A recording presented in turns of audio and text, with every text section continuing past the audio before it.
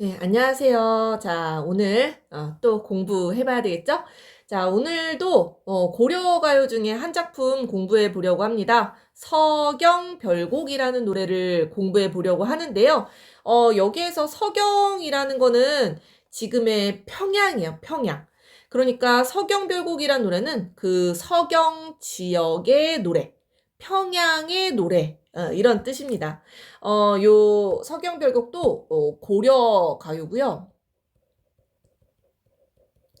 선생님이 고려 가요에 대해서는 저번 시간에 가시리 영상을 찍으면서 고려 가요의 특징들 다 살펴봤었습니다. 그래서 여러분들 가시리 영상을 공부하고 오면 더 좋을 것 같긴 한데요. 왜냐면 가시리랑 이 서경별곡은 이렇게 비교해 보기 굉장히 좋은 작품이거든요. 고려 가요의 특징, 대표적인 특징 세 가지 복습을 해보자면은 선생님 뭐라고 얘기했죠? 3, 분, 후라고 설명을 했던 것 같습니다. 3이라는 거는 그 민요조의 운율, 바로 삼음복 얘기를 하는 거고요. 분은 분연체라고 해서 이 고려가요들이 구전되어 내려오다가 요렇게 1년, 그죠? 2년, 3년, 이런 식으로 1년, 2년, 3년, 연 구분이 있다라는 뜻입니다. 그리고 고려가요의 가장 큰 특징이죠? 후렴구가 있다라는 거. 자, 선생님이 후렴구를 미리 밑줄을 쳐놨어요. 어느 부분이 후렴구예요? 자, 이 고려가요는 이 악기 연주에 맞춰서 노래를 했기 때문에 이 중간중간 비는 음을 넣어주는 여음이라는 게 존재를 했습니다. 요런 거죠. 아질가. 뭐 이런 거예요. 오, 뭐 베이비 뭐 이런 겁니다. 이런 여음이 들어가고요. 이 여음이 좀 이렇게 단어 성분이 여러 개인 거를 이제 여음구라고 하는데 이게 일정한 부분 끝에 달려서 계속 반복되는 경우는 우리가 또 후렴구라고 합니다. 자, 바로 이 서경별곡의 후렴구는 위 두어렁셩 두어렁셩 다링들이에요. 이거 무슨 뜻이에요? 아무 뜻 없어요. 그죠? 이거 악기 소리를 흉내낸 의성어일 것이다 라고 추측을 하고 있어요. 대충 그냥 악기 소리. 그래서 위 두어렁셩 두어렁셩 다링들이 위 두어렁셩 두어렁셩 다링 계속 반복되죠. 이런 후렴구. 이 후렴구의 특징에 대해서도 저번 시간에 공부를 했었습니다. 굉장히 중요하다라고 얘기했죠. 아마 내신 시험이면은 요 후렴구의 특징 반드시 시험에 냅니다. 뭐 간단하게 얘기하면 뭐 운율 형성. 그죠? 흥을 북돋아주고 또 통일성을 주죠. 전체적인 노래의 통일성도 부여를 해주고요. 또 이 노래는 아니지만 연 마지막 부분에 반복이 되면은 연을 구분 지어주는 그런 특징도 있습니다.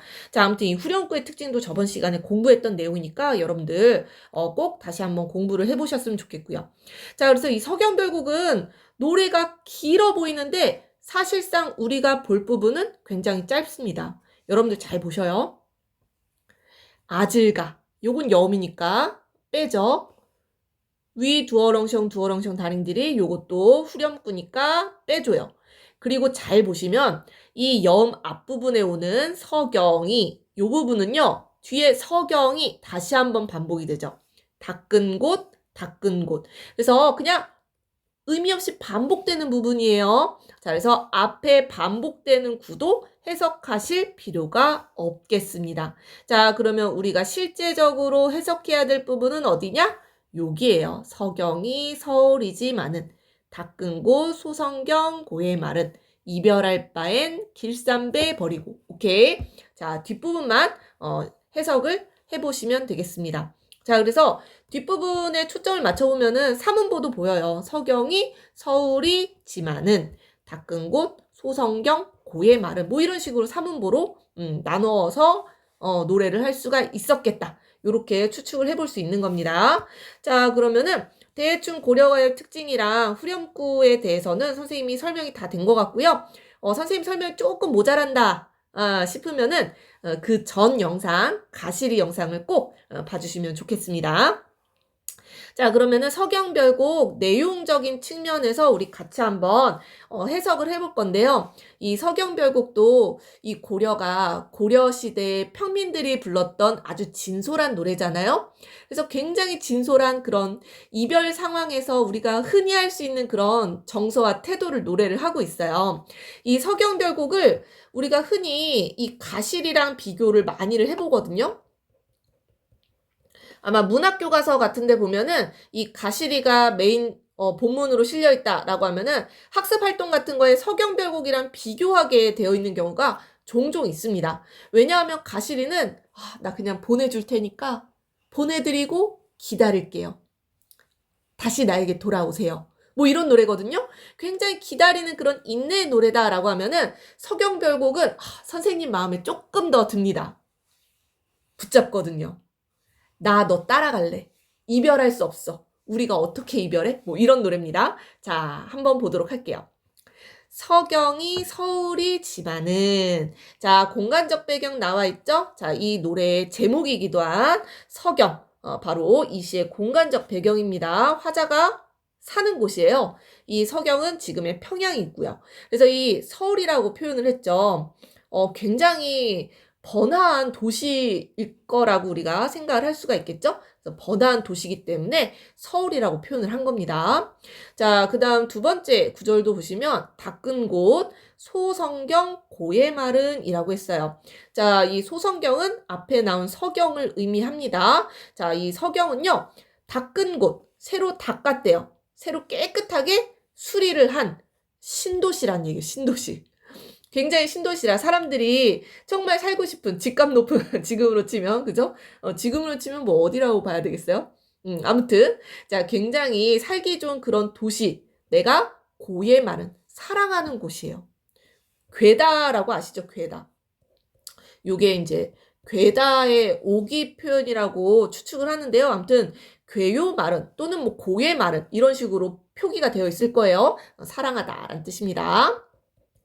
자, 그래서 내가 사랑하는 곳이야. 내가 정말 나는 여기서 나고 자랐어. 정말 좋아하는 곳이지만 무슨 얘기하려고 그러는 거예요?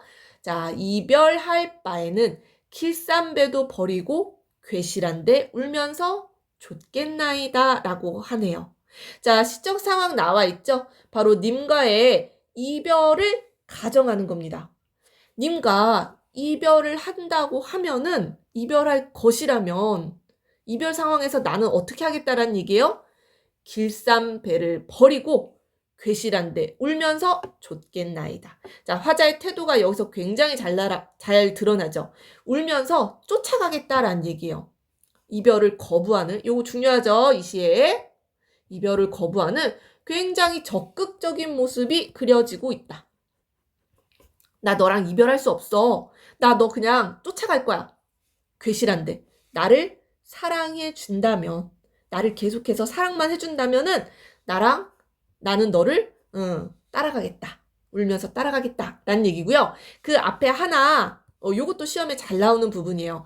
길쌈배라는 시어가 나오는데요. 길쌈배가 뭐예요? 이 길쌈. 옛날에 여성들이 그 옷을 짜는 그게 이제 길쌈이거든요. 그래서 길쌈하던 배를 버리고 배는 옷감이에요. 옷감.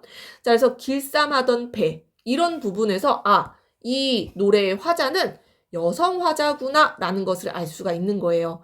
예전에 이 옷을 만든다라고 하면 주로 여성들의 일이었거든요. 그렇기 때문에 길쌈하던 배도 버리고 너를 쫓아가겠다라는 거는 내 직업. 그리고 뭐예요? 내가 살던 도시, 내가 사는 곳, 직업 다 버리고 너를 쫓아가겠다. 굉장히 사실 이거 상대방이 느끼기엔 약간 부담스러울 수도 있어요. 그죠? 내가 사는 곳도 버리고, 내가 하던 일도 다 버리고, 오로지 너만 바라보면서 너를 쫓아가겠다. 굉장히 적극적인 그런 여성의 모습이 드러난다라고 보실 수가 있겠습니다. 자, 어때요? 1년 보니까 확실히 가시리에서 드러나는 여성 화자의 태도랑은 다르죠. 가시리는 굉장히 소극적인 그런 연모의 모습을 보였는데 이 서경별곡은 만만치 않네요. 이 여성 화자가 나 하던 일도 버리고 내가 살던 곳도 다 버릴 수 있어. 난 너만 있으면 돼. 라는 그런 여성화자의 모습. 자, 그래서 이별을 거부하는 그런 마음, 그리고 변함없는 그런 연모의 모습 드러나고 있다. 이렇게 체크해 보실 수 있겠습니다. 자, 두 번째 연으로 가볼게요. 자, 두 번째 연도 마찬가지입니다. 반복되는 거 빼고요. 여음 빼고요. 후렴구 빼고요. 요 뒷부분만 해석하면 됩니다. 뒷부분. 자, 뒷부분만 해석하면 되고요. 자, 내용 볼게요. 자, 어디서 많이 본 것 같은데요. 구슬이 바위에 떨어진들 끈이야 끊어지리까 나난이라고 했어요. 자, 여기서 나난이라는 게 나오는데요. 자, 요것도 여음입니다. 고려가요에 자주 나오는 여음이에요. 나난. 의미 없어요. 그냥 요 의미가 없고 노랫가락을 맞추기 위한 그런 여음입니다. 나난. 자, 구슬이요. 바위에 떨어졌어요. 그럼 구슬이 어떻게 되겠어요? 산산조각이 나겠죠. 그죠? 산산조각이 나서 빡 하고 뿌개졌어. 하지만 이 구슬을 엮고 있던 끈은 끊어지리까? 끊어지겠습니까? 서리를 통해서 뭐예요? 강조하는 거죠. 뭘 강조해요? 끊어지지 않는다라는 얘기예요. 자, 구슬이 바위에 떨어져서 여기 선생님 구슬을 그려봤거든요. 요렇게 빨간 끈에 구슬이 메어져 있습니다. 이게 바위에 떨어져서 구슬이 깨졌어요. 자, 구슬은 깨졌지만 뭐예요? 끈은 깨지지 않죠. 이 얘기를 하는 겁니다. 자, 그러면 이게 무엇을 의미하는 거냐? 자, 이 구슬은요, 우리의 사랑이에요, 사랑. 우리의 사랑인데, 바위에 떨어진다라는 거는 바로 이별 상황을 얘기하는 거죠. 구슬이 깨진다라는 거니까요. 그래서 이 바위는 어떤 시련, 장애물, 우리의 사랑을 방해하는 그 어떤 거라고 볼 수가 있겠죠. 자, 그래서 우리가 이별을 한다고 한들, 끈이야 끊어지겠습니까? 바로 이 구슬을 엮고 있는 끈은 끊어지지 않는다라는 얘기예요. 자, 이 끈이 의미하는 게 뭘까요? 자, 그 다음 구절을 읽어보면 답이 다 나옵니다.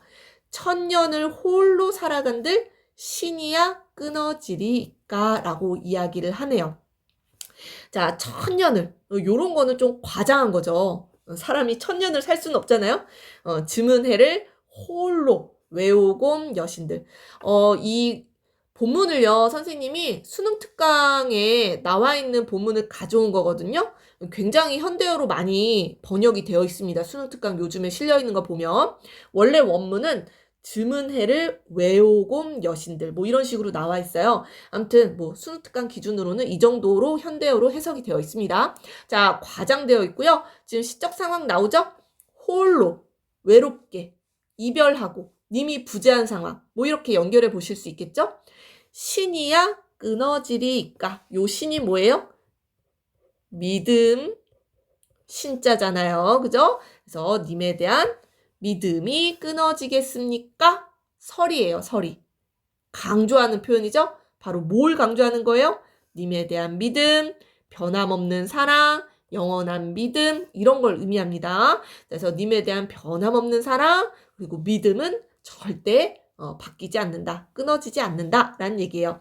자, 그래서 요 끈은 바로 요 믿음, 연결 지어 보시면 좋을 것 같습니다. 그래서 이 두 번째 연은 보시면은 대꾸도 되어 있는 거 보이시지요? 그죠? 무엇이 뭐뭐한들 뭐뭐 하겠습니까? 뭐뭐한들 뭐뭐 하겠습니까? 문장 구조가 반복되고 있다. 굉장히 운율감이 잘 드러나면서 시적 의미도 강조해주고 있다. 이렇게 보실 수가 있는 거예요. 자, 그리고 한 포인트 더 나아가 볼게요. 자, 이 두 번째 연은 어디서 많이 본 것 같아요. 자, 공부를 좀 한 친구들은 이거 좀 다른 시에서 본 것 같은데? 라고 느껴지셔야 됩니다.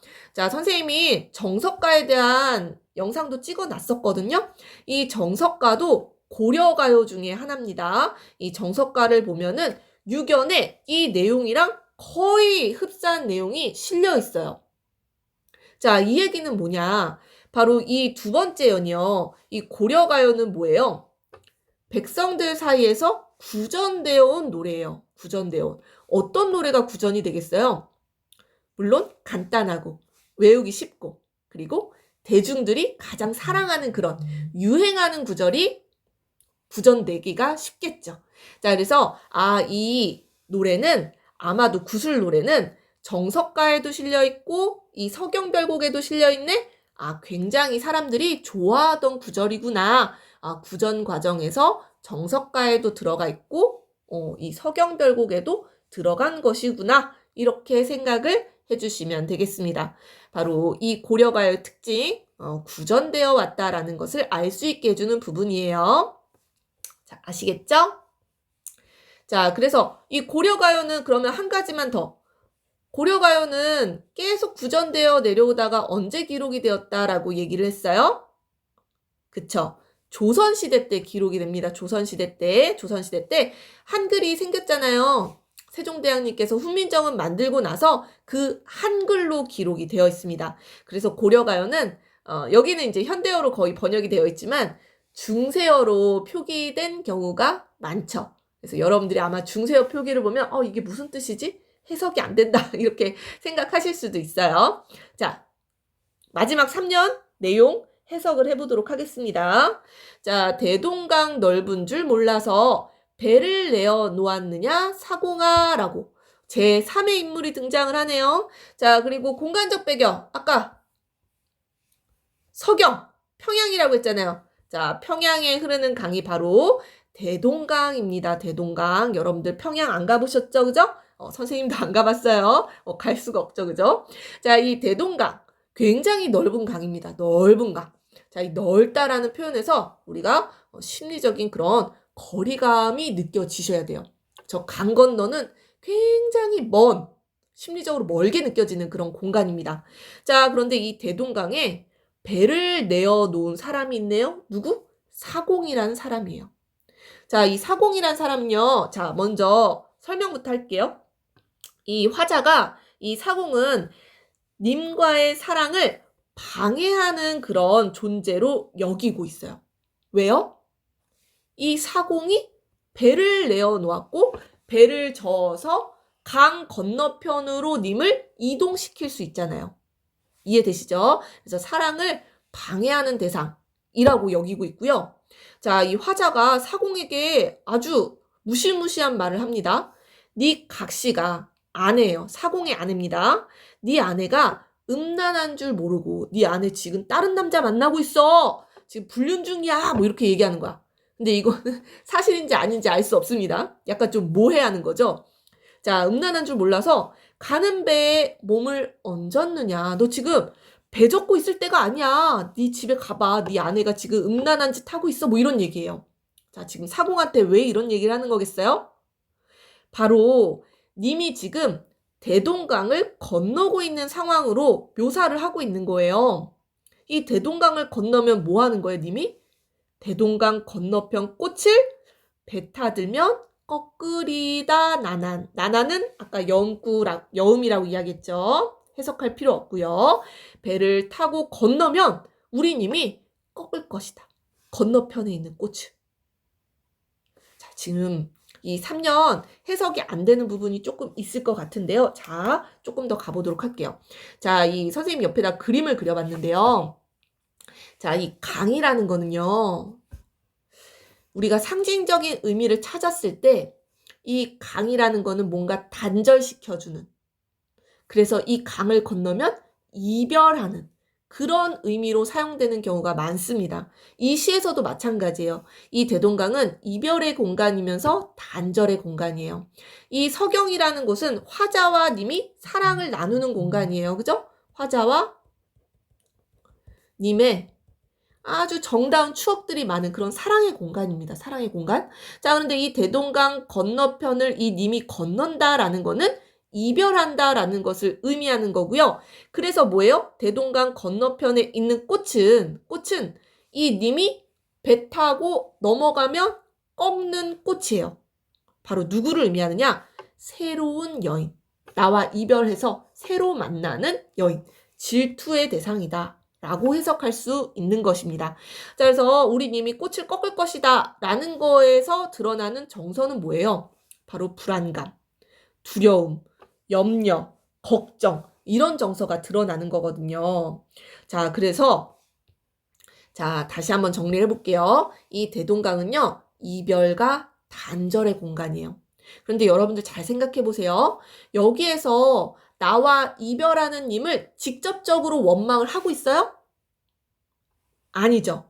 님에게 직접적으로 막 원망하고 너 나빴어. 나랑 어떻게 이별할 수 있어. 이렇게 님에게 직접 얘기하는 게 아니라 제3자인 사공에게 애꿎은 약간 원망을 하고 있는 부분이에요. 이 정서를 이해를 못하는 친구들이 좀 있더라고요. 수업을 하다 보면은. 자, 이 사공은요. 화자가 지금 막 각시 네 안에 지금 음란하다. 너 지금 왜 배를 몰고 있냐. 막 이런 식으로 사공에게 막 애꿎은 그런 원망의 말을 쏟고는 있지만 실제적으로 원망의 대상은 누구예요? 님이에요, 님. 화자는 지금 나와 이별하는 님에게 화가 나 있다라고요. 자, 그런데 님한테 직접적으로 화를 냈다가는 님이 획가닥 마음 변심해가지고 바로 새로운 여인을 만날 수가 있잖아요. 그러니까 님에 대한 원망입니다. 이 님에 대한 원망을 전가하고 있는 거예요. 사공에게. 전가한다라는 게 무슨 뜻이에요? 옮긴다라는 거예요. 옮긴다. 그러니까 님에게 원망해야 되는데 이 원망의 정서를 사공에게 이입을 시켜서 사공에게 애꿎게 비난하고 원망하고 있는 것이다 라고 보셔야 되겠습니다. 그래서 사공은 님을 대신해서 화자에게 비난과 원망의 대상이 되고 있다. 이렇게 보시면 될 것 같아요. 화자의 정서가 이해가 되시나요? 님에게 직접 원망을 하지 못하고 이 사공에게 애꿎은 원망을 하고 있는, 그러면서 뭐예요? 건너편 꽃을 꺾을 것입니다. 굉장히 다른 여인을 만날 것 같은 님에 대한 불안함과 두려움 드러나고 있죠. 자, 그래서 사공에 대한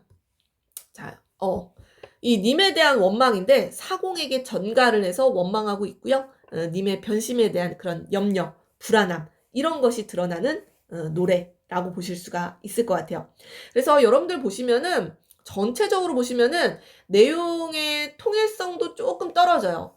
1년이랑 3년은 좀 연결된다라고 보실 수 있는데 2년 같은 경우에는 님에 대한 영원한 믿음을 다짐하잖아요. 그런데 여기서는 또 새로운 여인 만나면 어떡하지? 굉장히 불안해하고 님에 대해서 막 원망하고 막 그런단 말이에요.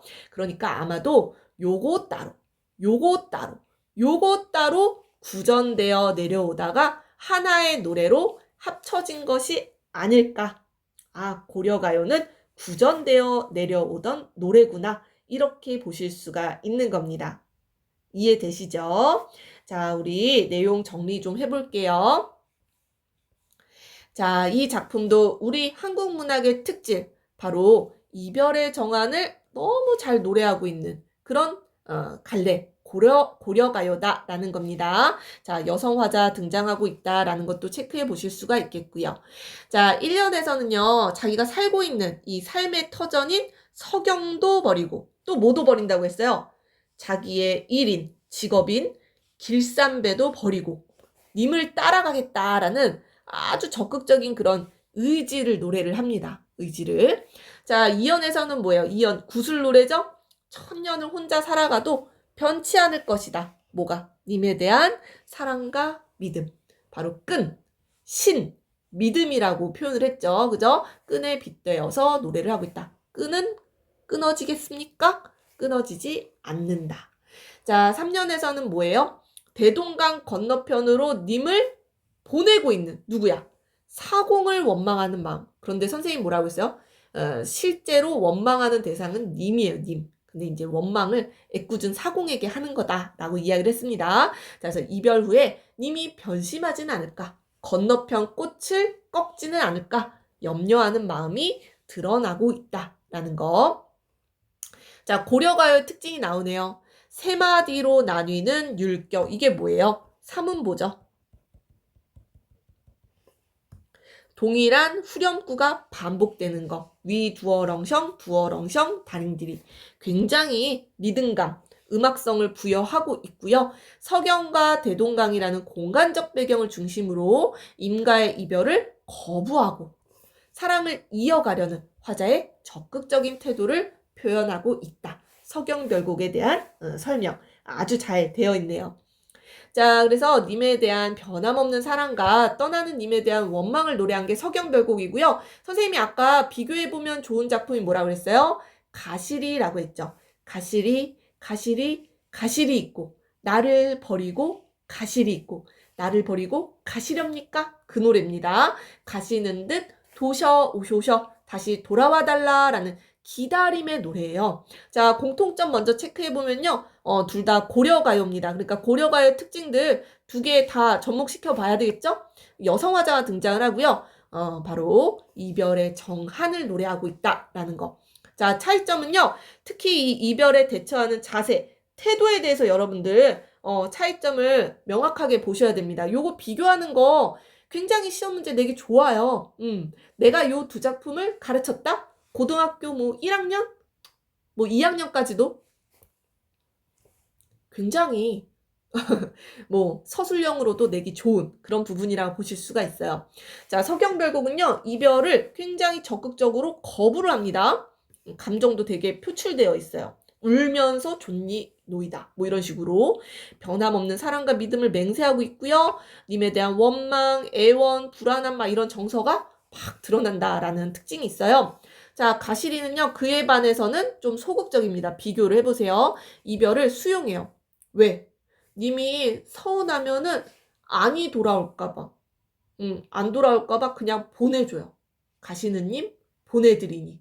자, 그래서 감정을 서경별곡에 비해서는 굉장히 절제하고 있습니다. 수동적이고 순종적이고 체념적인 기다림의 정서가 드러나요. 자기희생적이고 이거랑 비교하면 이건 조금 더 자기중심적이다. 뭐 이렇게도 얘기를 해요. 자, 재회를 소망하는 부분은 가시리에 드러납니다. 자, 그래서 요 두 노래가 기본이고요. 이 두 노래를 베이스로 해서 비슷한 이별의 정한을 읊은 노래들 막 갖다 붙여가지고 비교해서 보실 수 있어야 되겠습니다. 자, 오늘 고려가요 서경별곡에 대해서 공부를 해봤고요. 다음 시간에도 이어서 선생님이 조선시대 앞쪽의 그런 노래들 위주로 영상을 찍어보려고 합니다. 자, 여러분들 겨울방학 춥잖아요. 돌아다니지 마시고 집에서 열공 하시길 바라겠습니다. 자, 그럼 다음에 만나요.